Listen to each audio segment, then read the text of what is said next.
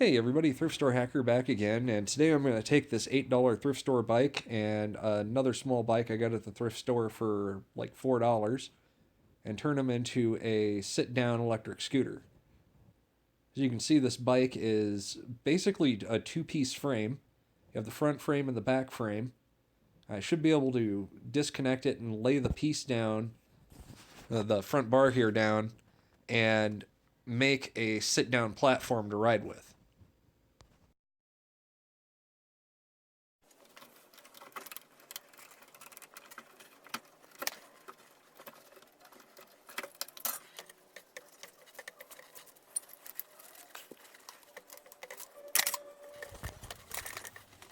After taking all the handlebars and the brake cables and everything off of it, I took the frame and flipped it upside down.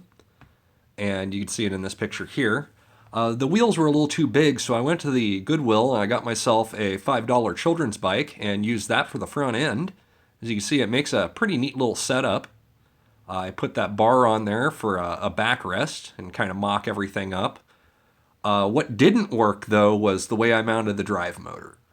So you can see it's kind of hokily put together. I bent the frame up putting it on. Nothing quite matched up, and it would just loosen up the chain and bend things.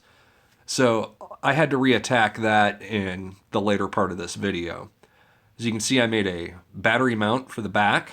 It does put the batteries a little high up, but it works pretty good.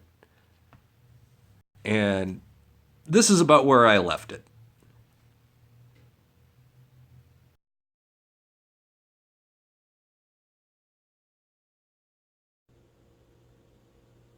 So we're a week and a half later in now, and I haven't done a whole lot to this, but I did fix a few things. It should be pretty rideable now. Um, I have all the wiring in and the speed controller and all that stuff. You can see the wiring running back down to the control board here. Made sure all this was on the up and up. Made sure everything was tight. Uh, I'm still not sure what I'm going to do with this. I think I'm just going to cut it like right across there because I'm not 100% on this. And like this one bar right here, this black bar over the motor, is the only thing that's keeping this frame from tacoing in. And I think I need to get something a little stronger right there or maybe another brace. We'll figure it out. As you can see, I got the batteries mounted. The batteries, I thought were going to make this a little top heavy because it's such a short vehicle, but the motor and the batteries weigh about the same, so they really kind of balance each other out. As for the drivetrain, let me zoom in for you a little bit here. I had this bolted directly to the blue bar right here, and it was bending up the frame and all that stuff, so I decided to get two pieces of metal, just two 1x1 pieces of steel that I had lying around, and make a reasonably decent bracket for it.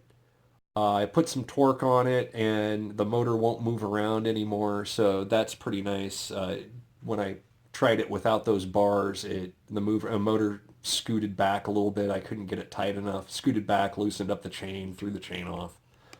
Uh, this setup, I originally planned to have a tensioner in here, but since I got the sprockets lined up so well, I don't even need the tensioner. And if I need to tighten the chain, I still have room back here to adjust this tire back that will allow me to keep the chain tight. Aside of that, it's pretty ready to ride now.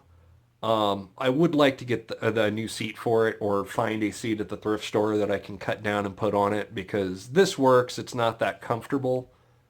Another thing I need to do is put some pegs on the front tires. I can probably go get those at the local used bike store or something. I need them on the axles here. That way I have somewhere to put my feet.